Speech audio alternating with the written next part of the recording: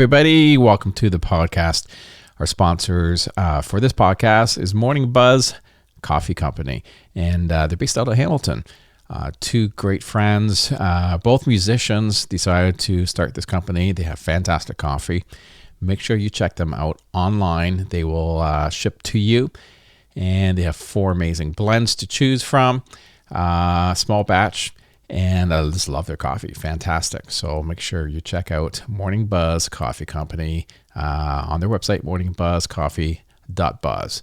And you can get a hold of them there. Let them know that you heard from my podcast.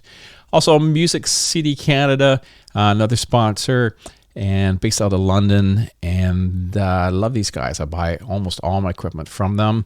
Always great service. They get anything you could ever possibly want. They work really hard for you. And you can go online and check them out at musiccitycanada.com. And for you guitar players out there, they have a great guitar shop as well. Lots of great product there. And just give them a call and see what's there, or go visit them in London, Ontario. Once again, musiccitycanada.com. And thanks for both these companies to become sponsors of our podcast. This episode today is episode 46 with Danick Dupelle. Danick is the guitar player for Emerson Drive. He's a fantastic producer and engineer, and we had just a fun conversation. I really enjoyed this one, and we're catching up from a long time of not seeing one another. So sit back, relax, enjoy Danick Dupelle.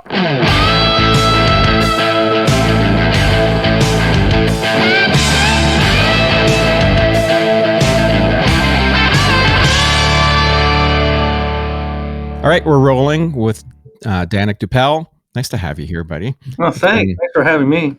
We were just talking. It's been probably 20 years since we saw each other, but it's nice to have you here. And I know you're in Nashville now. Yep. And you've been really busy lately. I've been kind of following what you've been doing, it's been busy and in a good way. I mean, with everything that's happening right now with the COVID and all the pandemic and stuff, and just projects started in January, and 4 artists I was working with, I got all the vocals from them and stuff, and they got done end of February. After that was like post production and mixing on my end by myself.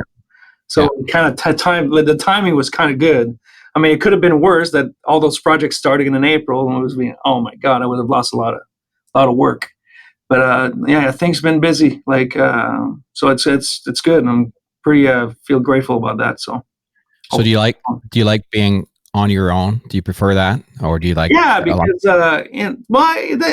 either way, it's fine. But I mean, when I get on my own, I get more stuff done in a way, because I'm trying stuff. Nobody's coming in and out and stuff and walking. I get very distracted. I'm ADD and stuff, and I get distracted when I see people moving and someone talking on the phone. I can't concentrate. So on my own, it's a lot better. Yeah, I'm the same way. I don't like anyone being around. I love the bed session, like laying down the tracks, and everyone's around and that vibe. But once that's done, I like kind of a one-on-one thing to do some overdubs and vocals, and then after that, it's like, leave me alone. Yeah, definitely. I mean, to me, it's like it's fine. I tell every artist I'm working with. I mean, if you want to, because a lot of people coming down from Canada, I'd love to have them here as long as I can, because the process of doing all the beds and stuff, and them being involved in production and stuff, I want to get their input. They like something, right? And sometimes they can be here, but when they're here and when it's time to comp vocals, oh my God, I need to be alone for that. Can you try? I really like that one. I said, I know. It's just let me finish my comp, and after that we can look at stuff if you don't like something, because we're going to be comping for the whole day. But don't you agree that for some clients, it's good for them to sit in on a comp, at least half of it? Yeah. Because they get to see what's up with their vocal, right? It's like listening. I was comping, fixing up some tracks the other day, and I was thinking to myself, I'm not going to say who it was playing, but I wish they were here to see what I was doing to fix the timing of their parts, so that they know that they have this one particular issue when they play. And and it's not a big deal. I just had to fix this one particular timing thing Yeah. all the time. And I think it's the same thing with the vocals. It's a good little lesson to sit down and kind of and find out what you're actually doing well and what you're not doing well. And I always find it's singing in the lower register for a lot of people, especially with girls. That's where they're always weak. Oh yeah, definitely. They can go high, but you get that verse where they're singing kind of down a bit, and you got to find those parts that just kind of work. Yeah. And I always find, listen to this low part. This is the stuff you really need to work on. Yeah, it's it could be, sometimes challenging, but like when you get some really good singer and stuff, and sometimes it's just like that. I rather have that take that is freaking unbelievable, and after that, I'm gonna go nudge some stuff because that take is so good, right? Like everything is there about that take, but sometimes it's just a tiny bit out of pocket as a vocalist. But I mean, at the end of the day, I'm gonna adjust everything I can to make that vocal be the best it can be, and it's already great from the day to start with. It's just even better, right? But it's. Go ahead. Have you found yourself since you started recording years ago, especially doing vocals, your approach is way different now than it was back then? I was all about the comping back in the day because now I'm more about the performance than anything else. Yeah, it depends. I mean, like I learned. I mean, everything I learned about recording is all David Kalmowski taught me everything. I'm sorry. I'm kidding. He'll hear that. No, he's like, you know what? I get this is really because of him. The reason I'm doing this. I started I remember going to his house in Stratford and showing me all the little things, all the tricks and stuff, and going home after that, learning on Pro Tools and stuff. And while I was at home for Christmas, so sometimes I'd drive down to Stratford when he was at home. So, but anyway, like just to go back to, it's. I was going to say I was going to say something. Vocals. Yeah, the vocals are oh my God, I got lost my. You see, I got distracted for something. Someone to walk in the room. Yeah, someone to walk in the room. There's a fly. Well, anyway, I learned so much stuff from Kalmowski, and he taught me a lot, and now working and all about comping vocals, and tuning vocals or whatever. I started working with Tebe a long time ago after that. And Tebe became he's a great singer, and he became really good at comping. And now Tebe wants to comp his own vocal. And so I'm like, hey, go ahead. You're going to be happy. And so he takes the vocal home and brings it back to me and he says, what do you think? It's great. Are you happy? If you're happy, you did it. So he's getting really good at that. So I kind of like that. Because the artist is exactly so satisfied with everything at the end. So we just have to mix it in. So it's great. I'd still love comping on faders because that's how I learned. Oh yeah. How to comp, just got 8 channels and I got so good that I could flip, an or split words, but then I'd wreck faders all the time because you're just ripping them, and sometimes I just feel like it's definitely not the way to do it now, but every once in a while I'll throw some back to a fader just for fun if there's a certain feel that I just want to get. It's like cutting tape or something from the old days. Well, I skipped all that. I was like, so not like in a way I wish. I mean, we when Emerson Drive's first, I think our first time in the studio in Nashville. I'm going back 1999 or 2000. Yeah. We got in and with James Stroud and Julian King, and it's right after it wasn't too early 2000 because we just signed our deal with DreamWorks, and they got us into the studio because back then, everybody was using studio musicians even for bands, even bands never played on their records back then, except a few. But our first record was on a 48 digital, so tape. Sony, Sony into Pro Tools after that. But I saw Julian comping vocals and editing, and I'm like, I love this world a lot better. It's a lot easier with Pro Tools these days than back. It is. But I wish I'd known. I wish I would have been more involved back in early days in recording and do the 2-inch tape and stuff like that and learn the basics. But I didn't. But it's all good, right? As long as you get there at the end, that's exactly that's all that matters. Yeah. So, I think you were probably still in the section of your life where you probably saw a bit of that, but there's like the new kids now have no understanding of it whatsoever. No. That it's you know, what plugin am I going to use? And so yeah, it's pretty cool. I was lucky. I kind of grew up on 2-inch with Rick Hudd. I worked at Cedar Tree for years, and you know, I remember getting there. I think it was a 16 track at first, and we got a 24 track, or they did, while I was there, 2-inch, and it was like, wow, look at this, an MCI 24 track. It was it was pretty cool, and I'd still love to work on that. There's there's that sound from it. Yeah, of course.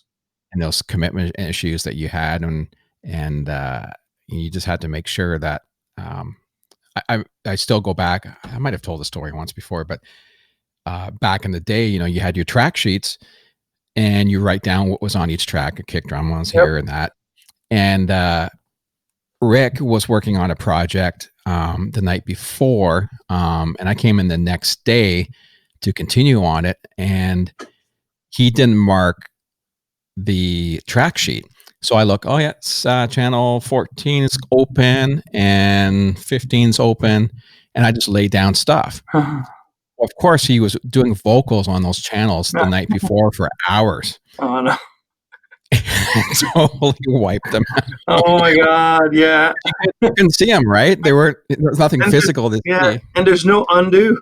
No, there was absolutely no undo. And I still to this day, it's like a pit in my stomach. I feel so bad that I did that. But, it's not your fault. You didn't know it was written, right? Yeah. Anyway, no, it's I love technology. I that's how I learned into this business, and I love where it's going. A lot of people are really bitter about it but I love it. I love to try new things. I love to try to. Do I love going to Addiction, like at Kalmuski's and cut drums? That's probably the best room in Nashville. Of course, I love it. You need to have a really big budget, you need the budget to go there. But when I have it, I love to go. But, sometimes we don't have the budget to do that. So I have to go around and, there is a lot of like studio in town. They got good drum rooms and stuff. It's pretty simple, but our drummer, Mike, programs so well. Like he's a drummer, so he's. Even David would be, and David is pretty because he masters a lot of my stuff. And he said, "Man, did Mikey did the drums again on that?" I said, "Yeah, he did." Oh my God, I can't tell. I really can't. It's just like really good. So I love that technical because we can be on the bus in the summer on the road and just start tracking stuff because the technology is there now, and it's kind of cool. I got the camper or whatever. I can do whatever I want. It's all there. I can make a record in about 2 hours of like a song, cut a song, and you got something just right away. It's awesome. It's great. But you gotta use your ears. You gotta use your ears. You gotta be creative and stuff. And there's I've always loved coming back here in my room after we've been like on the road for a couple of weeks and bring everything back in and listen, see where everything sits, because with headphones it's not the same as in my room. And maybe I need to adjust this, change that. But hey, I just love it. I love this technology, be able to do all that stuff. Have you tried the Waves Abbey Road the Reverb Studio 3? No, it's basically for your headphones. It's a plug-in you put at the end of your mix chain. No. And it puts you in Abbey Road Studio. Really? And this is why I have this little, people listening can't see, but there's a little tracker up here on top of my headphones. Yeah. It's a Bluetooth tracker, and it sits up with so when you turn your head, everything shifts in your headphones like you're listening to near field speakers. Oh my God, that's so cool. It's unreal good. Wow. And the first time I tried it, I'm thinking, do I have I still have my studio monitors on? Because it felt like you're listening to speakers ahead of you and Yeah, not yeah. to the left and right. Left and right in your ear. Yeah, Yeah, so it's great for the road because that's it cool. puts you in an actual room, and it models a bunch of different headphones. So if you have, Sony's or something, you can Yeah, pick your actual headphone. It's been tuned for that specific set of headphones as nice. well. I got to check it out. That's interesting. Yeah. Yeah, it's on sale now too. It's super cheap. It's Wow. like $50 or something like that. And Cool. it's nice as another reference, right? Yeah, totally. It's like taking your mix out to your car, which is like taking it to another studio. And I did that the other day. I popped it in and listened to my mix, and it's like, okay, I need to adjust this or this. And I came back, and it's like, yep, that needed to be adjusted. Yeah. Totally. Yeah. My car is still my car, right? And I got these. That's still AirPods too that a lot of people have. Yeah. And that makes a good reference because especially a good reference. I kind of love these because if I then to tell you about any artist I'm working with and they have them, so hey, listen to your mix. Hey, I think that the hi is a little loud and stuff, so I put the same headphones as them. I'm listening. I'm like, I think we're good. Or yeah, let me turn it down and let me check a couple things, right? So it's a good. Yeah. We can at least listen to the same thing because you don't know. I mean, sometimes some artists will be in their car and they got the bass boost up and treble high, like a big smiley face and yeah, I don't know about the bass, man. Just I think we're good. Just trying to bring it back down flat, right? But you know what I mean. Back end of my car is not moving enough. Yeah. So there's so many options now. It's kind of cool. It makes things, especially for tweaking when the artist cannot come here. That's the thing. Yeah. So anyway, we're in that world now. So I get a lot of artists coming in and said, first time around, I want them to stick around. After that, like they only want to come here for 5 days. I'll get some rough vocals and stuff for tracking, and after that, at the end of 2 days, I'm just going to track the vocals, and after that, go and I'll do all the post production when they're gone. So yeah, but it's and new stuff. I've pretty well kind of switched over to Luna now. I haven't checked it out yet. I don't have anything UAD here, so I don't have I'm all Pro Tools and HDX. So yeah, so you'd have to have the at least one interface. Yeah, the Apollo, whatever, one of the Apollo. Yeah, but I guess, is it cool? It is awesome, and it sounds really good. Wow. Like it actually has a sound, right? Really? Okay.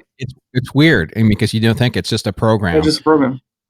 How can it have a sound or a character? But it totally does. Wow. And yeah, and I find, and from what I've heard from other guys too, that they say their mixes come together in about half the amount of time. Wow. And I've had that experience too, where everything just kind of, it's like working on a really great console where you just, everything comes up and it just starts sounding really good. Yeah, you have to at some point. Yeah, check it out. Yeah, my friend told me about that. He just got the new MK. I think it was coming with it, or they have a trial or whatever. So he was supposed to check it out. Yeah, there's a part of me that wants to get some UAD. Maybe get a couple cards, put in the tower and stuff. And they make great plugins. I mean, yeah, really good. Yeah, it's pretty good. So yeah, and there's so much now. I mean, it's so many plugins. It's crazy. Yeah. I mean, and a lot of them are so good. You just don't know what version of this do I use? Yeah, because there's 8 of them, right? Yeah. So let's go back a little bit and talk about where you came from and how you got to where you are now. So where'd you grow up? I grew up in a small town outside of Montreal named Il Perrot, or say it in English anyway, Il Perrot and Valleyfield area. So it's west of Montreal.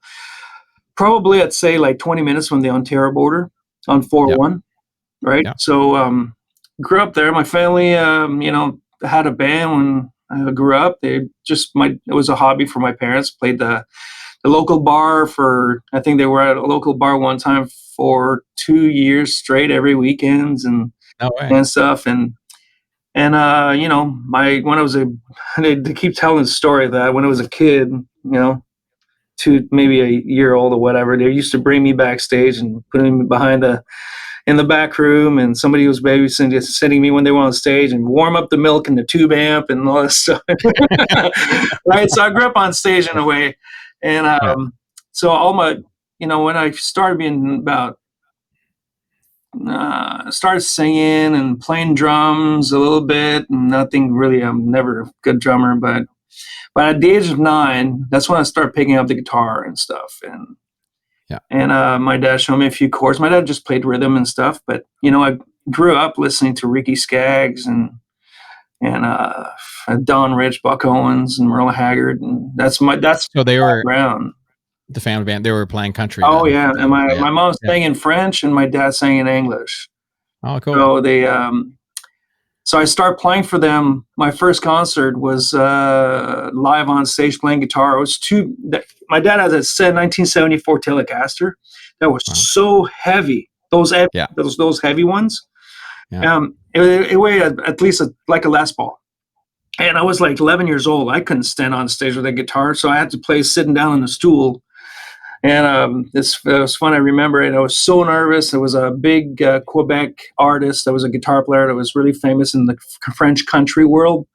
Yeah. And his name was Bobby Ashe, and I was like so stressed out. I learned 10 songs, and one was like Guitars and Cadillacs. I was doing lead. So that really got me going. I'm like seeing those concerts and stuff, and those peer fans. Like I was a fan of that Bobby Ashe guy back then, and so I see him live, and that's what I want to do. So my parents started getting me on their gigs on the weekends and stuff. They didn't play that much back then. They played probably like little festival here and there, or little dance hall once every 3 months or whatever. But it was fun, and my parents had a big band, steel guitar player, 2 fiddle players, me on guitar. Like we were like 10-piece band pretty much. That's cool. So that's fun. And after that, being turned about 16, 17, I just started to getting calls to go and play, be guitar player for an artist, and again in the country world and stuff in Quebec. Yeah. Then I went into Ontario, and after that, got hired. A call by a guy from Ontario named Bruce Golden from Van Cleek-Hill, Ontario. And he said, I need a guitar player. So me, and I called up a friend of mine on drums from, because I went to, I did college in music and stuff, and we were all like kids from college, and we just like start playing together and stuff. So I got him the gig to play just local bars and like all across like Eastern Ontario, like Kingston, Ottawa, anything in between. Yeah. And so I started doing that, and after that I started branching out a little bit more. Greg Hanna, I think called me one time, and he's had to sub in for a guitar player. I can't remember who it was, but anyway, I did the gig, and after I said, "Hey, you need to come down in London," and I play Hoofers. I'm like, sure. So he's now started driving down to London and Ontario, and that's when I got I go back a couple, maybe a little bit. I was playing with Bruce Golden at the time, and I broke my ankle. So I need to get surgery. So I had to miss 2 shows. Yeah. And so Bruce told me, he said, "Hey man, you probably heard of him, like Steve Petico." I'm like, yeah, of course. I was like, super fan. I'm like, he's going to sub you out. I'm like, oh, great. Lost my gig. So anyway, you gotta go break both his ankles. So anyway, I'm like, the first weekend I wasn't there, and like I never missed a show in my life. I'm like, call Steve, and I said, "Hey, I gotta say thank you so much, and I'd love to meet with you one day." "Oh yeah, you know what? You should come to the house." And so I started going hanging out with Steve and jamming with him, and they never went. You never went to bed. No, we're jamming till like 7 a.m. Like out back in South Mountain and stuff. And so anyway, after Greg Hanna, I guess Steve referred me to manager out west, Jerry Leisky. Yeah, and Jerry. Jerry. So Jerry calls me and he says, "Hey, they're looking for a guitar player for Farmer's Daughter." And I'm like, "Oh, okay, cool." He says, "Would you be interested?" I said, "I am," but I had a tentative like audition with Charlie Major, because I think I don't know if it's Woody or who was there before him.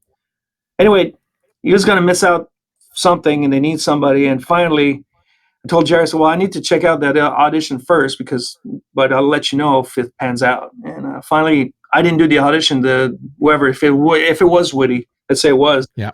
Yeah, you see, he decided to come back and do the gig. So I'm like, okay, whatever. So Jerry calls me back and said, hey, how did the audition go? I said, well, it didn't happen. So, he said, you want to do one for ours, for the girls? I said, yeah, I'll do one. Yeah. So that's how it came about to go and got the gig. 3 months later, I moved to Vancouver. So I was like 21 or 22 and just moved out there. And just after that, played 3 years, I think, for the girls. And after that, joined in. Jerry was looking at the guys for 12 gauge at the time. And so he said, would you be interested to go and check them out? I said, yeah, I'll go. The girls were writing for the third album. And he said, they're off the road. I said, yeah, sure. I'll go check them out. So I met the guys. So who was in the band at that time? It was Brad, a lead singer. Mm-hmm. Pat. No, I meant with the daughters. Oh, daughters. It was me on guitar, Ron Briggs on drums. On bass was Rob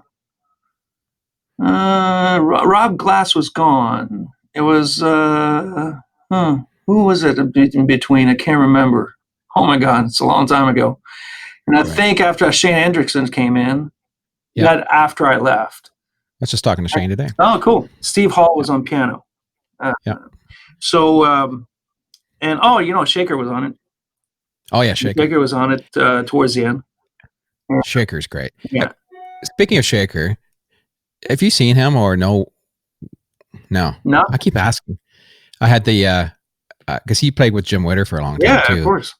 And we keep talking. It's like because we haven't heard anything from him for forever. The only thing I know that he got divorced with Shauna Ray, and after that, I guess he was playing with somebody. That's quote me on that. That's what I've heard. Yeah. And something happened with his visa. He had to go back to Canada, but I guess he came back down. What I've heard, he's married again. So I just don't know where he's living. Yeah. So I don't know. I miss that guy. He's a wild, crazy rock star country player. Such a rock star. So anyway, Robin was on the gig, and after that, I just I think it's time for me to move on and try to find that band, see if it would work out and be fun to go back and play bars. It's funny because back then I was playing just shows and stuff, and it's always the same show, and I feel like I was I was just 23 years old or 24. I feel I was losing my chops and playing always the same 15 songs every night. Yeah. I'm like, I think, you know what? I think I'm going to go and try this out. And a bunch of younger than me. I was the oldest in the band. They were 19. I was 24. Oh, yeah. And I'm like, okay, well, it's going to be fun. We start hitting all the bars across North America, 5 sets a night, 7 days a week, freaking matinee on Saturday. Yeah. Just the good old days. So definitely got my chops back. And definitely got poor. Yeah. And it was quite the and after that in 2000 in 99 we came down to Nashville and did a showcase and got hooked up with Warner Brothers. Were kind of interested, and we heard from Paige Levy at the time, and CAA were at the showcase, and they really liked the show that we did, and they got us. They called us back and they said, hey, we really like the guys. And they were talking more to Jared at the time. Really like the guys, and it'd be great to get them down here again and maybe try to find, because CA back then were tied in with Chrysalis Publishing. So they were access to better songs and stuff because we weren't writers and stuff. And anyway, so we got the, so in the meantime, we're waiting on Warner to give us a call back. A month goes by, and Jerry calls us back. And one night, I remember we're in Winnipeg playing in Transcona, playing this this rough one. That was a rough one. Staying upstairs, right? Those kind of. Oh yeah. In Winnipeg. Yeah, and we Jerry said, "Guy, this Warner Brothers decided to pass. They decided to sign in a band. They from South Carolina, whatever it was, and so they passed. But CA wants to come and see you guys play it in Ranchman's in a couple weeks." That's great, awesome. So somebody from CA came up. It was Clay Myers, and he's spent 3 days with us and gave us some pointers and stuff. And you guys should do this, do that. And we're so green, right? We're just after that, he says, "Hey, there you go. We're signing you guys to CA." So great. Wow. So you got to get your ass down to Nashville. We'll get you some better songs, and we're going to get another showcase together. We can get the right people in. And so we went back to Nashville. And back then, it's funny because I remember from Jerry and the girls, there were, they had a bunch of CDs from songwriters what was his name? It was Marcus Hummon. And after that, there was Daryl Scott. So I had these CDs with me that I played for the guys. And, hey, listen, we should play that in bars. It's an original. It's not ours, but it's still an original song. It's never been released, right? It's a songwriter CD. So let's do this one, that one, and this one, whatever. Did the 3 songs in bars for like a year and a half. So when we got down to Nashville, we decided to pick one and just play that for the showcase, like a 4-song showcase. Yeah. So we did that at the Exit Inn here, and Clay brought in Scott Borchetta at the show. Yeah. He was working for DreamWorks. And he said, he said, I guess the story was he didn't feel like he wanted to come, but he owed this favor to Clay, and he said, So he showed up and he stayed for the whole 45 minutes that we did our set at the Exit Inn. And like, he came and talked to us. I love you guys.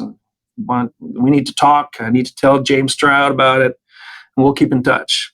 So we have another showcase going on in a rehearsal room here at SIR.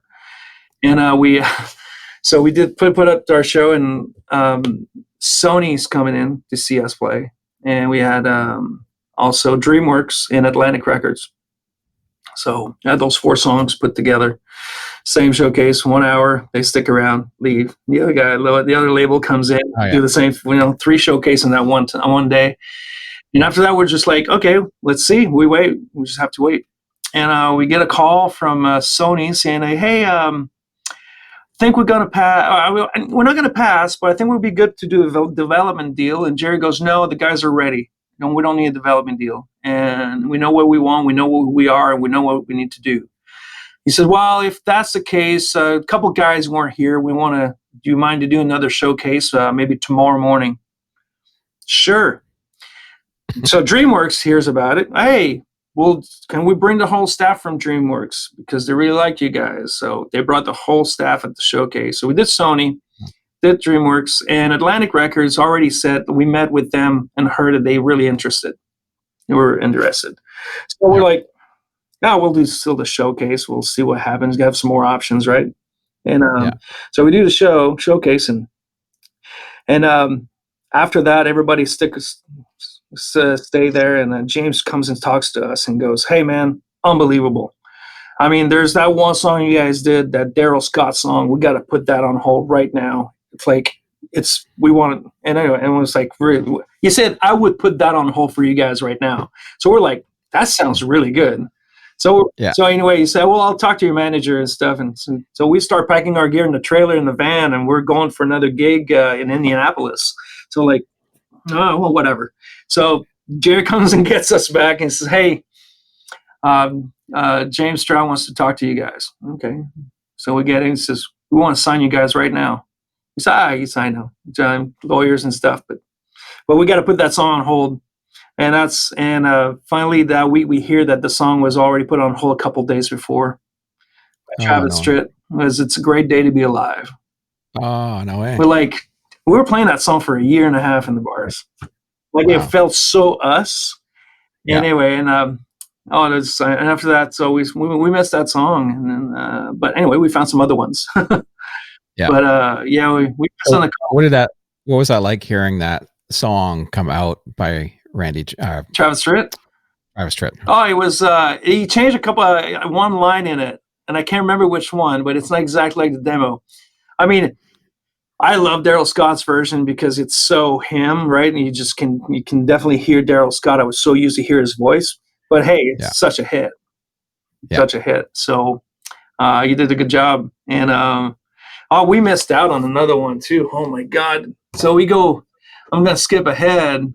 So after we got the deal, right? We got first single, Should Be Sleeping. Anyway, when it became to do the second record, we've always been bugging the label to try to get this song on the record because it still was us. And it's part of those songs that I got from Farmer's Daughter. Oh, yeah. It was like, we love this song. It's got to make the record. And somebody released it back in mid-90s and never did anything on the charts. It got stuck in the 40s, I think.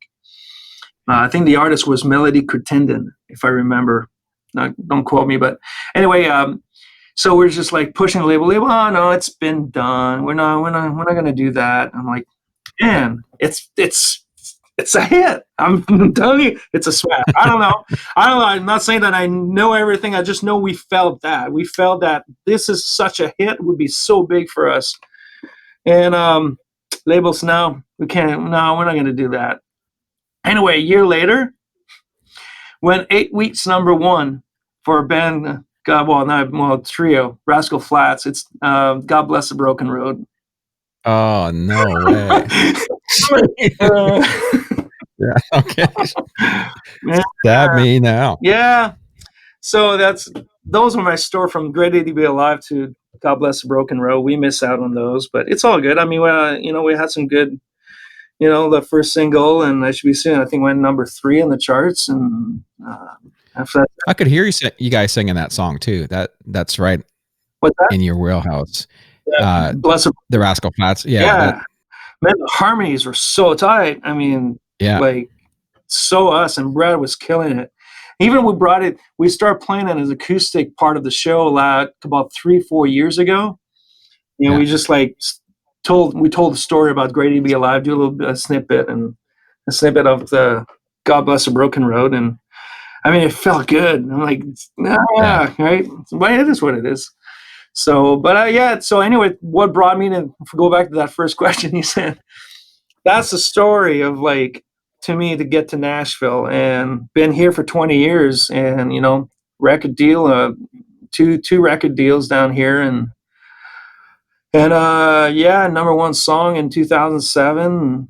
I think we got two tough, like, #2 and #3.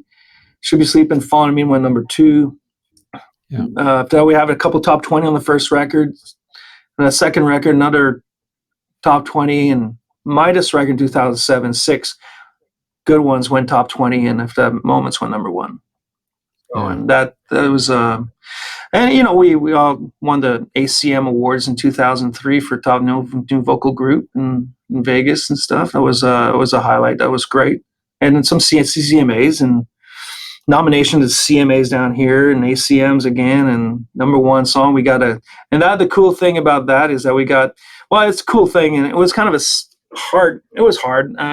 We lost our bass player to suicide in 2007. I remember that. Patrick. And and after that, we hit, so it's right after we went #1. We went #1 in June, like this last week. It's 13 years last week. And and after that, in September, that's when we lost Patrick at the end of September. And such a low, right? And after that, being such a high #1, such a low with losing Patrick. And after that, December comes along, we get nominated for a Grammy for Best Vocal Performance by a band or duo, and for Moments. And it was just another high, like a roller coaster emotion. It was kind of like pretty tough year, and probably the busiest and the hardest year I ever we did on the road. It was tough. It was really hard, not only for that part of but the amount of gigs that we did that year was ridiculous. It was like, I think at least 250 to 75, but we flew 125 times that year, plus busing. Wow. It was nuts. It was crazy. I think I went home a week. Yeah, that's hard on you. Hard. I mean, it's so hard on physically, mentally, and and it's just like the only thing that keeps you going is that I feel like, let's say you tell me, like, when we first met, hey, I can tell the future. Here's your schedule for the next 20 years. You know, I would say, I said, screw that. I'm going to find dates. I know. But that's the thing. That's the adrenaline and the not knowing what's happening tomorrow is what keeps you motivated and keeps you want to go. And like, even today, it's today, tomorrow. Like, you know, I just started mixing a song today that I wrote with Tebe and a friend of mine, Jimmy Thao. And I'm like, man, this song, like, I don't know what's going to happen to it. Right. And a couple of weeks ago, we wrote another one. And 3 weeks ago, I find out that that's now Tebe's single coming out next week. That, like, during pandemic, we wrote that song together. And I produced it and did it. And now it's a single. And we just had some really good news today about it. And it's just like, it's so exciting. All right, let's try another one, right? You just want to keep going. And that. Well, I think when you have this time is when you see certain people really excel, right? It's going to be really bad for certain people. Yeah. And really great for people who have the drive. Mm-hmm. Because it's easy to get in that rut of, oh my gosh, what's going to happen? I don't know if I'm going to have a career in a year from now or 6 months from now or whatever. No. But you have to find a way to keep it going. Totally. and keep your quality up. Like, keep everything you're doing, push yourself to do better than you did the day before. Right? Yeah, totally. And, you know, it's really bad. The pandemic, whatever's happening, it's so bad. But you, like you said, you got to find something good. You know what? I started learning Ableton. I started learning other things I didn't have time to learn. Just try to stay up on my game, because I can't be satisfied with what I'm doing.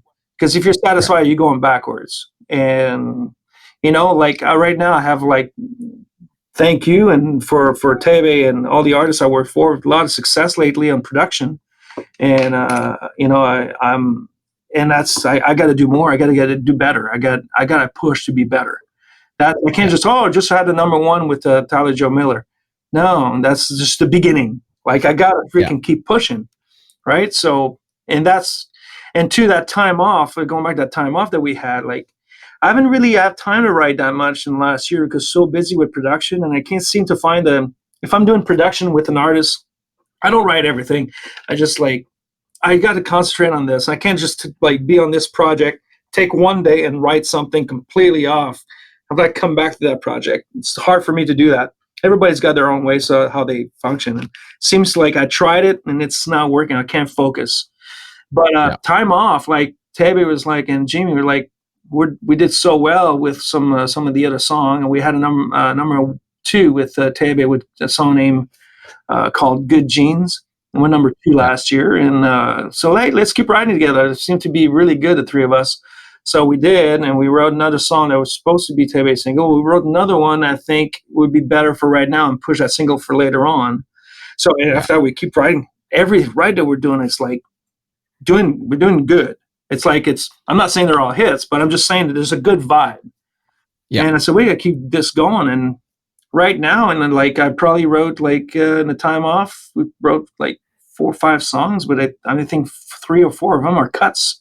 So the ratio is good. Like, that's what I like to do. I don't want to write 300 songs or, you know, whatever. Like, they stay on my laptop, and it needs to be purpose and stuff. So we're pushing ourselves to write more and write better songs, and try to do better demos and style of music that I never did before. It's kind of cool. So you always stay up on your game and stuff. And and you know what? This town gives you that. I got to say, nothing about being in Canada. I love Canada. That's where I'm from. But being down here for so long, I mean, the street I'm on, I get kind of mad because I'm the only one in probably Kalamazoo going to work. He's right down the street from me. We're going to work on Sunday. Yeah. Sunday, Monday, Friday, it doesn't matter for us. I'm at the studio every day. I'm single too, so I don't have to be home. So anyway, but this street, I mean, there's so much energy here. It's like I'm on across the street. Johnny Reed just bought Randy Scruggs' old studio. where they cut. Oh, cool. I don't know if you can. I'll show you with the camera. Maybe you can see through. There's a bill. Nah, you can't see much. There's a brown building across. Yeah, I can see. Yeah. Well, anyway, that was Randy Scruggs' old studio. Lester Flatt and Earl Scruggs. Yep. Oh, son. Yeah. And that's where they cut Fishing in the Dark, The Circle Will Be Unbroken. Sorry Brown cut a lot of big hits over there. So many records were done over in that studio. And after that, right beside me, that used to be Cal Muskie's old building. Okay. But not his, but he was renting a room in the back. That's where he mixed Journeys for the Journey record. In that room with Jonathan Cain. But he went into addiction after they built that studio. And but who bought the house is JT Cornfloss. I don't know if you know JT. Our player. He played all the Dirk Bentley stuff, like the Dirk Bentley, great session guy. Well, he lives there next door. The house next to me, then next to that house, it's all little houses. That used to be my old studio. And before me and Joey Moy was in there, that's where they cut Cruise. Yeah. And the house after that's another studio. Now that studio where Joey Moy and I was in, it's Marshall Altman is in there. He did Eric Pasley and Frankie Ballard and some probably other new stuff that I don't know about. And after that, you go down the street, you got Bob Ezrin's at the end of the street. Oh, yeah. And across in the park, there's a park here, a little park for kids. It's Blackbird is right there. The street. Oh, wow. So Station West, County Q in the back. Addiction's on the other side of the other street. So it's like so many people creating music every day. It's every day. Like, it's got to be an awesome. I know I couldn't do that at home. Being back in Canada, I wouldn't be able to do what I'm doing here back home. I'd probably be doing some stuff, but I wouldn't be busy like I am. Like that's what I love about this town. And like I'm saying, that's why I hate on Sundays when I drive in those streets. People just stay home on Sunday pretty much. And I feel like, missing. There's something missing. I don't know what it is. I feel the energy's not there. Monday morning, yay! Everybody's back. I don't know. It's a cool little town, and it's I just love it. Love being here. I think having this time off too, you're mentioning when you're doing a lot of writing and that, I think we're all realizing, or for some of us at least anyways, we're doing too much.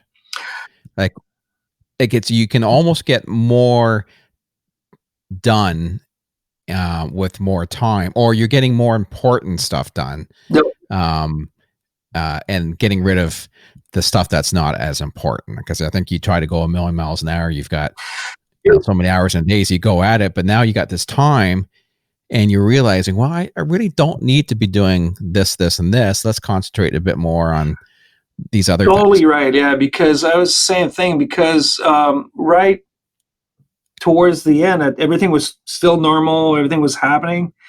I had to fly to Vancouver to cut a record with Tyler Joe Miller at the time at early April. I had to do I had some other projects coming in. My May was going to be a little nuts. Start playing with the band live in the summer. Like that.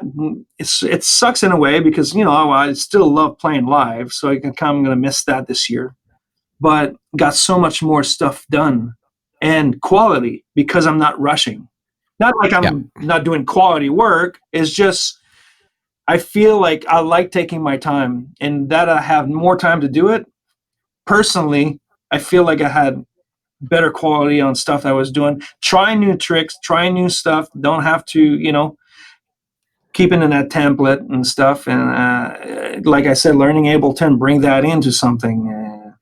And just, and my other friend too is a guitar player from Quebec that lives here. He's been here for 10 years. He plays for Eastern Corbin. And played for Clay Walker. He played also for Joe Nichols. And so he said, man, I got no gigs. He's a little different than me. I have studio. I can still work. I can still do stuff. His job is playing live. So I'm like, man, there's no show. What am I going to do?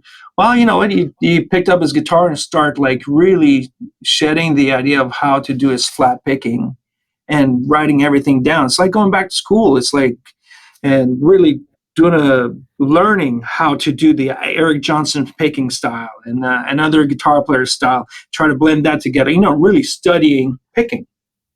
Yeah. It's been doing that for 2 months. Oh my God. It's like you got it down.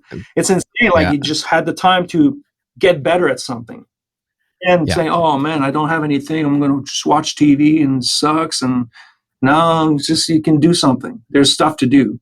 That's really important, and try to get better at what you do, at your craft. Yeah. And I think it's really important. I mean, like I said, and you said it this time is pretty awful, life-changing, but it has its plus sides to it too, that I think everyone's learning a lot right now. Yeah. And hopefully when we get out of this, that it will make everyone think about how they approach things and how they do things, and what's really important and what's not important. Yeah. Maybe we needed to go through this. Yeah. Maybe we all needed just to press pause a little bit and just reassess, like you said, what's important, what's not important. I think, it's like just little thing. It doesn't have to be music. That can be anything. I mean, just little things, and just like try to eat better or whatever. I eat out all the time, and I just started to grill at the studio, making steak and salad every day. I lost about 10 pounds. So there you go. I just like, I was positive. Yeah. Well, I think too, also, once you get a certain age, you kind of get content in what you know, and you feel comfortable, and you kind of stop. I mean, you're still kind of learning as you go on, and you're picking up things, but you don't have that time, like you said, to learn it, Ableton, or like for me to switch to Luna. I mean, I'd never have the time to switch to a new DAW. I mean, that would be like, no. Well, that's what I did with Ableton. Ableton was like, I'm opening this. I'm like, oh my God, it's completely reversed. Everything's upside down in a way. Your track names are on this side, and I'm like, oh my God, what am I doing here? But it was cool. That's fun. It was so. Yeah, and when you're busy and you're in a session, you want someone who wanted that. It's like you just can't pull it up and just figure it out. You have to spend some time, and get good at those things. Now you've got something else that's really great in your wheelhouse. I mean, you can, and that's important. I think when you get older too, learning these new things it just makes you that much better. Yeah. And it may not even. What you're learning here may affect something else that you didn't even think it was going to affect. And, just there's so many things, because I'm a guitar player, I'm not a piano player, so all the synth stuff, it's always like, I got that little keyboard here that you can. Nobody's going to see it. Yeah, that little 25 key keyboard. So that's how I do all my synths, my piano part and stuff, right? And it's MIDI, right? I can do whatever I want. But in Ableton, there was a class. The class that I took, it was like it was like 2 weeks. I said, I got to go back and watch everything again.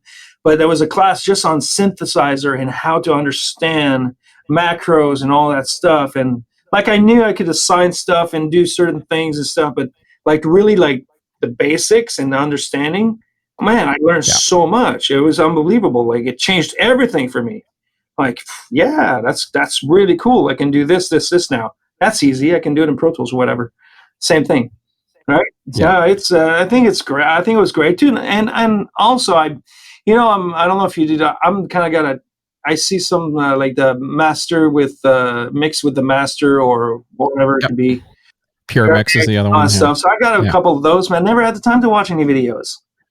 Right. Yep, me too. So the first month that everybody was really on lockdown, I'm just like, that's what I'm doing. I'm Ableton, and after that, I'm watching videos. I'm just watching.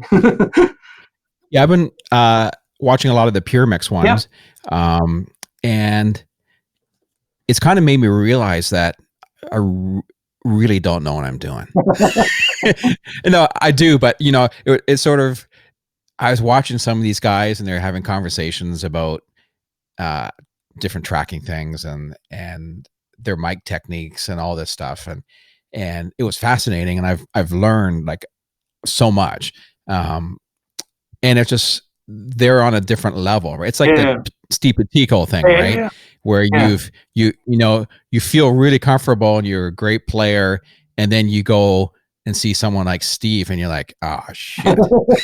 Yeah, You know what I mean? oh yeah, Because it's, you know, there's always those guys out there that are freaks that just know so much more than you do. But it doesn't mean that, right. you know, And you know what? Like by you know, watching those videos, also like just to say what to add to what you're saying is everybody's working differently.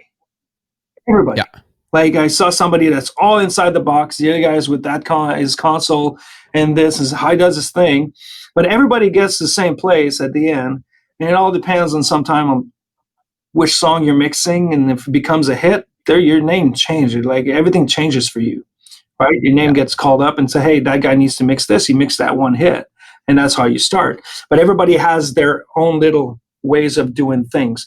Because I saw, without naming names, but one of the videos, I can't remember where it was, but I'm like, I'd call Kalmuskis. I've been watching this video of this guy, and I said, man, I'm not doing enough.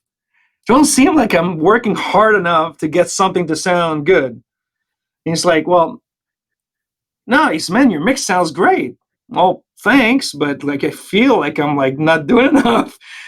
yeah. But because you know somebody's going through like some kind of like could be like a preamp into a compressor into a console going back to get to this. Like, Yeah, and they're connecting to the car battery of their, you know, Volkswagen out back, and it's being routed through the radio and back through. You know, they, you know, it's just like, how do they think of that? At the end of the day, I just go and said, this is his workflow, and my workflow is this, and I'm learning all the time. I might start like getting there, or if I need to, but again, it took me to try to use my ears and stuff. Do I really need more or less or of something? And that made me realize that by watching those videos is that there's nothing, no right or wrong. It's just using your ears and make it sound good. And yeah, so yeah, and yeah, same thing when I was watching on Pure Mix. They had this thing a while ago where they had this song. I'm trying to remember the name. I think it was Lifeboats, it was called, and they sent it out to a bunch of mix engineers, and it was a pretty basic song.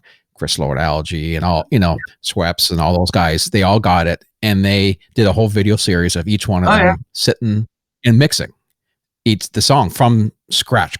So some of them are like 6 hours long of them mixing the song. And so one day I decided, because I watched a bunch of them, let's go to the end of each one. At the end, basically they play the mix. So I, you know, went to this one quickly and jumped to this one, went to the next one.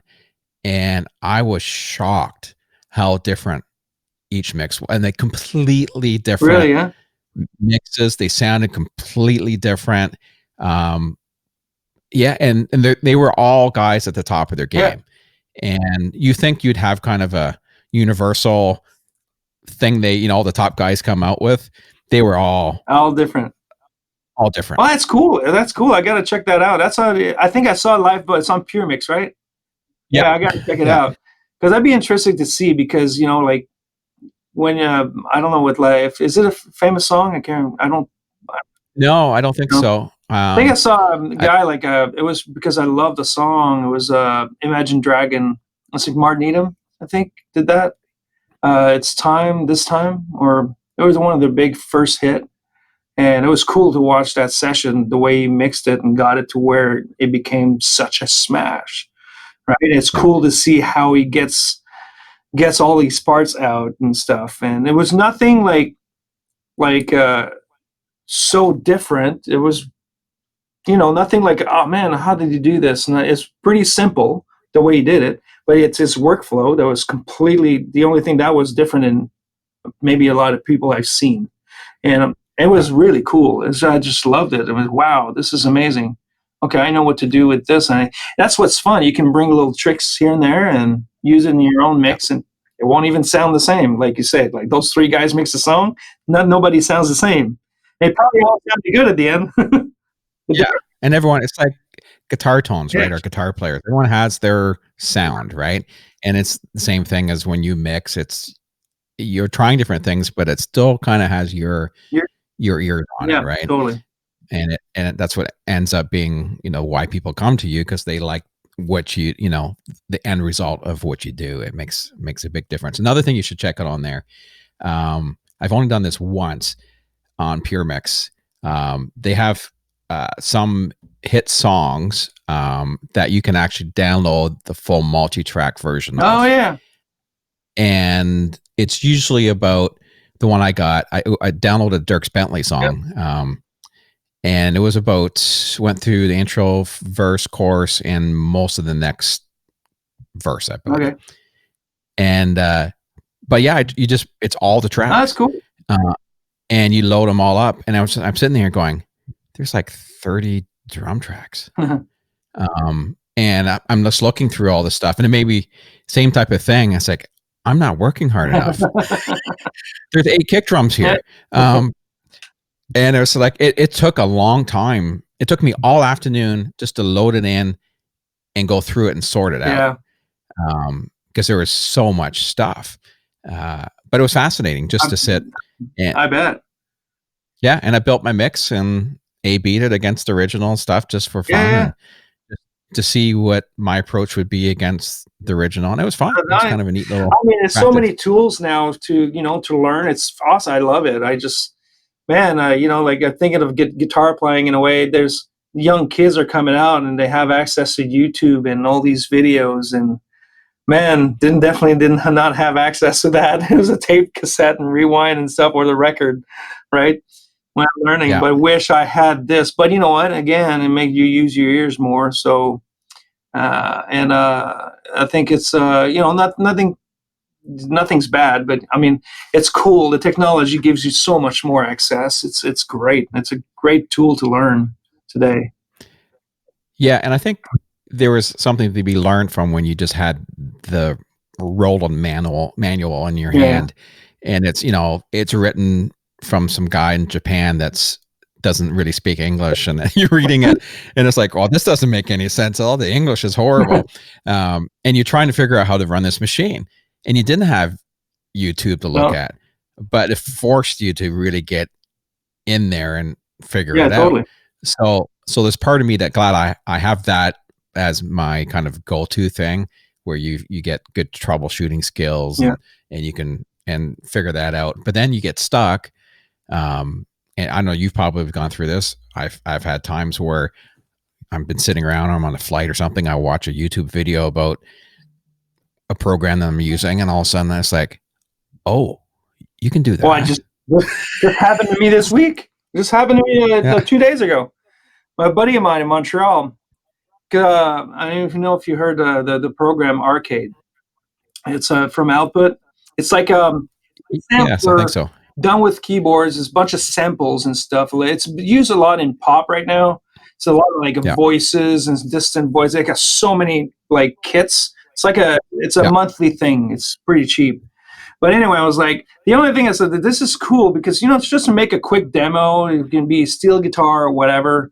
When you do a quick work tape, of course I get steel guitar players to come in and play on sessions.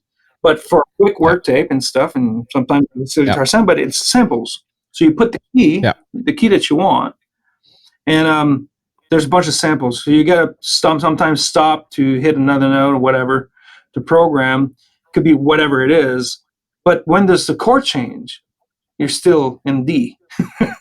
I'm in my head, like, gosh, okay, I'm going to open another track, put another Arcade, put it in G for 4 chords. If I put one in E minor, if I put one in whatever, put a 2 and 5. Yeah. So I have 5 Arcade. My buddy goes, he says, you can go down on your MIDI keyboards, like the 2 octaves down, and just change the key. Come on, really? I was like, done. I was like, this is awesome. Like, things like that. Like, just because I didn't go pay attention, you went in on YouTube and look at some videos and stuff, and I'm like, thank you so much. I mean, that changed everything for me. Instead of 4 instrument tracks, no, just one. Just change keyboard. Because I didn't have the big keyboard with me, so I couldn't go down with the octave on my keyboard. I was like, but I'm not thinking of going there because there's only one keyboard and 2 octaves. That's it. Right. Yeah. Like, that makes sense. So after that, I'm like, oh, well, open MIDI, just drag the note down and putting on my here's my progression's done. Like, this is great. So that's awesome. I'll have to check that out. That it's Arcade, right? It's by Output. Yeah. Yeah, it's great. It's got great sounds. Like if you're looking for texture stuff, like in the background, you don't know really what's happening. But if you mute it, you miss it. There's a bunch of that stuff in there. Yeah. Got Awesome. I'll check that out. It's got so much stuff. It's Yeah. crazy what you can do. And two, you can create your own. You can bring in samples and stuff, and inside samples you can splice stuff. You can add effects, and you can do everything you can imaginable. Yeah. Yeah. Awesome. Yeah. I'll check that out for sure. Yeah. I know what I'm doing tonight. Arcade. Gotta learn something new. Yeah. Damn. So yeah, it is the one thing that I'm super happy about is that I've learned so much in the last couple of months that I wouldn't have had time to do, and it's really awesome. I even bought myself a whiteboard on my door. Yeah. Whiteboard. And there you go. Because when I had to when I had to right then when everybody sang, I had like 12 masters to finish, like going nuts. Like, so I gotta build my board. Now nobody can come here, so I'm good. Start scratching stuff off my board. I'm like, and now it's pretty white, so it's kind of good. Yeah. But it gives you the time to finish stuff and concentrate on the right things. So cool. Yeah. So looking ahead, where are you one of these type of people that likes to kind of have a plan for the next 5-10 years, or you just kind of take things as they come? I do. I mean, I think it's be crazy not to have one. I'm getting up there and stuff. I gotta think about, just gonna have a retirement-ish kind of thing. When is that gonna happen? Gotta think about that. Gotta be smart about money. Gotta be smart about thing. But I take it in brackets of 5 years because that's it. And like I was talking to who was I talking with about production and stuff, and been doing production for a long time, and you just always try to get better. Now with like a lot of good things happen lately with songs always on radio for me, and I produce and writing and stuff, and I want to take that to the next level and try to get even more and more and more. I can't quit. You got to keep going. Maybe it's maybe having a big hit down here on radio and stuff. Like the studio. I mean, I want to expand. I want to expand this. I want to, we got this house. We bought the building as a band, and we got a lot of land in the back. So it'd be great to maybe add on to this and try to get more work and try to, if the work gets busier and bigger and stuff, and I'd love to be able to hire somebody to come in and do some stuff that I can train that person to do stuff that I don't need to spend like 2 hours or 3 hours. I can spend on something else that it's a lot more effective and stuff. So it'd be fun to do that. And, maybe I don't think I'll be the guy that's going to be taking time off and just maybe I'll go for a week somewhere just by myself, shut everything off, but I doubt it. I just can't do it. It's every day. Like people say, like, you should take your Sunday off. Like, what do you want me to do? Just watch TV and I don't know, just like go play outside, go on the lake. I don't have a boat, but if somebody has a boat, I'll probably go. But if I don't, I'm not gonna. Somebody doesn't call me for it. I'm just gonna go to the studio because I got a lot of work I can get done. There's always work. So, but there's always something you can do for sure. And it's that and try to get that next level, to get to the next level here.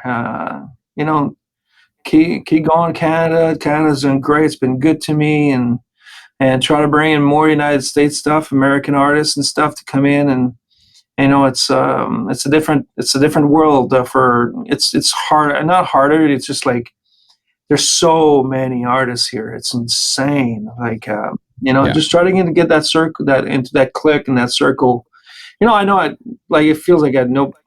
Yeah, I know a lot of people here, and it just needs to work organically, needs to happen organically and stuff. And things are great up there, and I keep going that and try to get more and better and anything better. Try to make my artist sound better.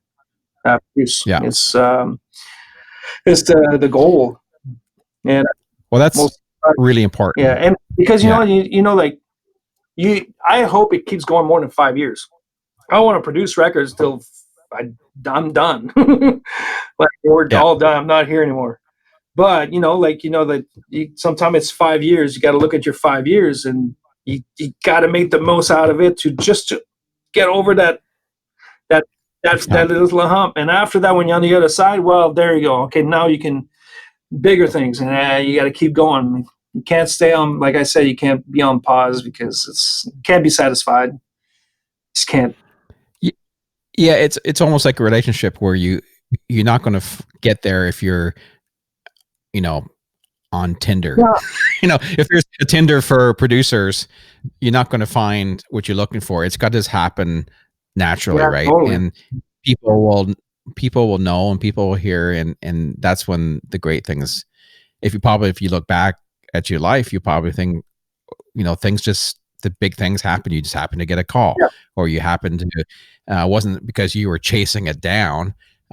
It's because you were doing a really good job, and people respected what you did, and they could see the work ethic, and you got the call.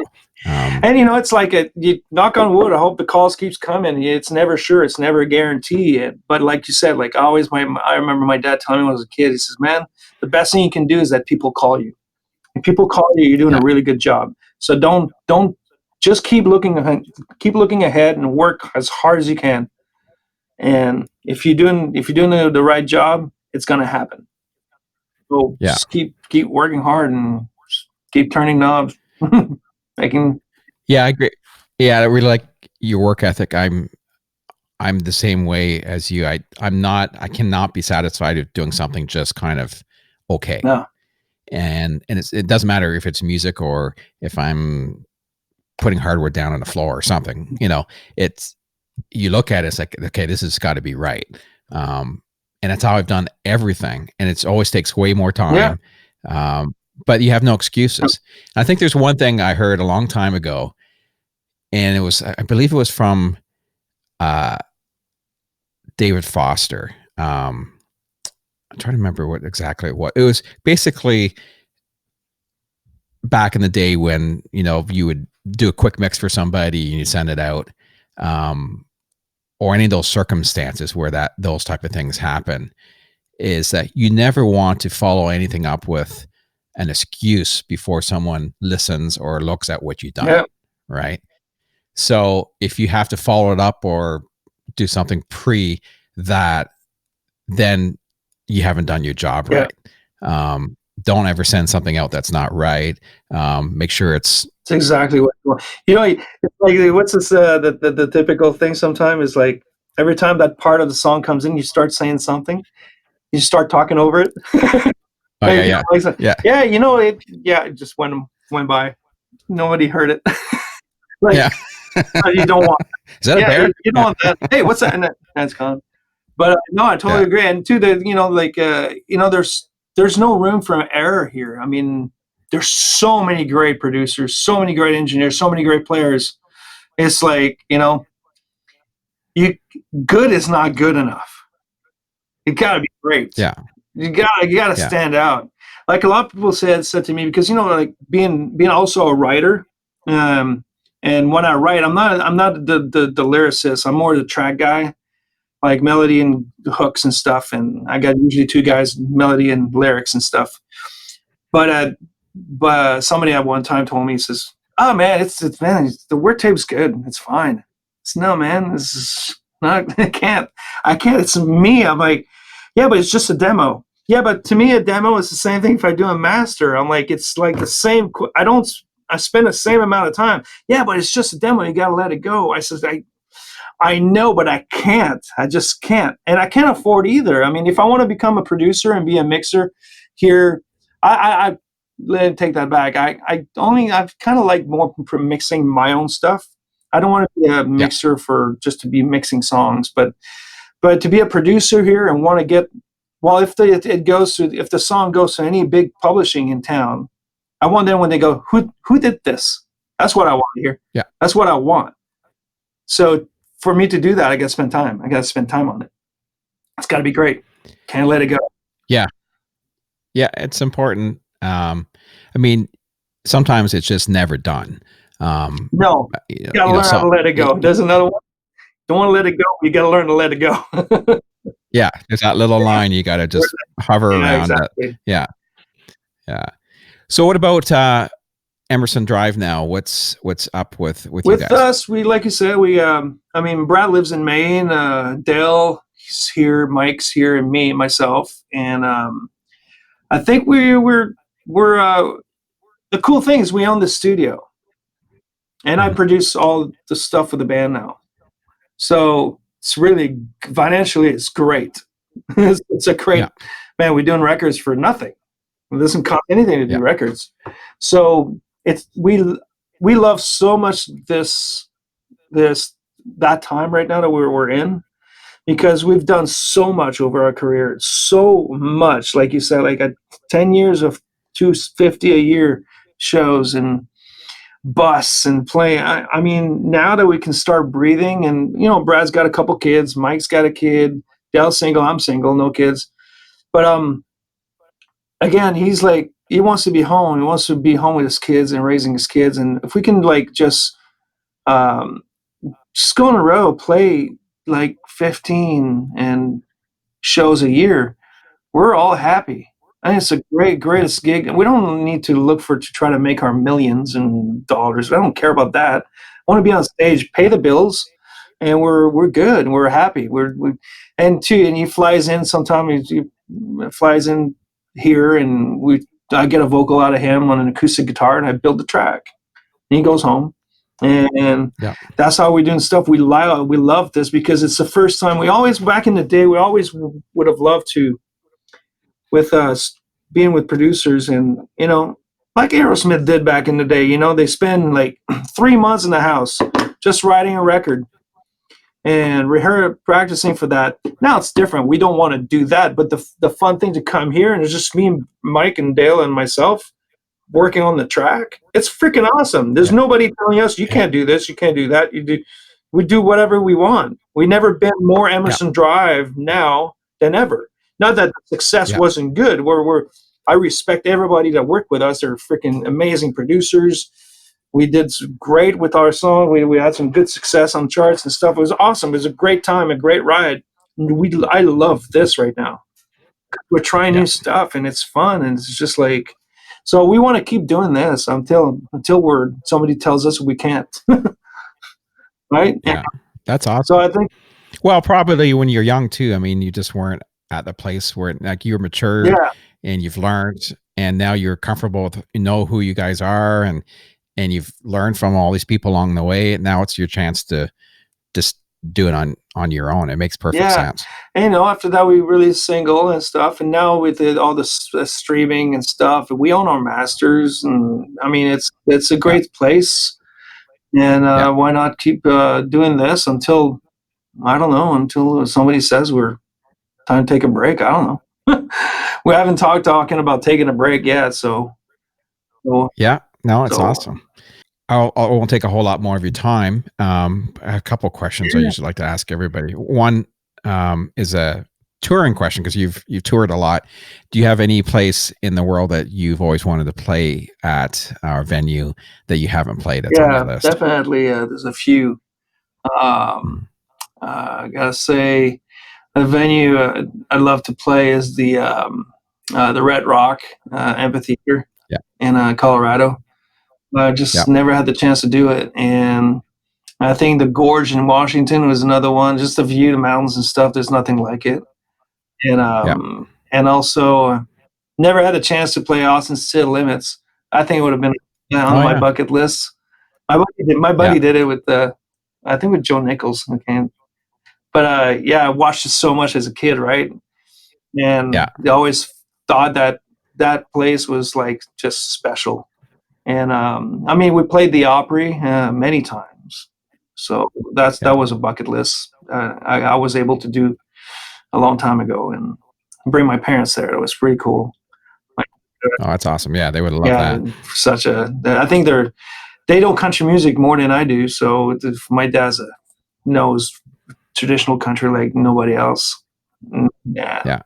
Yeah. So it's kind of a way cool of living through, he's living through me in a way with all the places I've played and done. And it's, I think it's cool, and, to traveling the world. And, when I came back from last year, October, went to Germany. Was my first time there. Germany with Tebe and London. We did 3 show acoustics. We were in Berlin, and after that was my God, I can't say why I got a blank. Oh, Cologne. Okay, yeah, in London. So it's pretty cool. First time going there. So I never been. We never been to Europe ever as a band.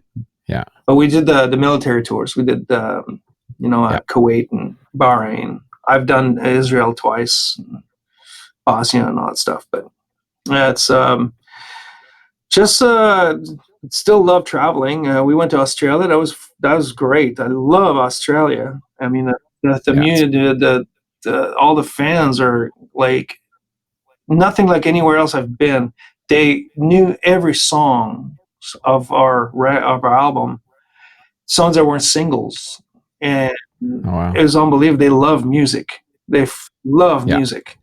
Doesn't have to be a single. They just love it. So that was pretty cool. And we shot one of our videos on there, one of our singles, "Let Your Love Speak." Awesome. That Chirko, Kevin, right? Yeah, Kevin produced for us, "Let Your Love Speak." Have you seen his? You haven't been in his studio yet. I don't know. No, I didn't do to the new place.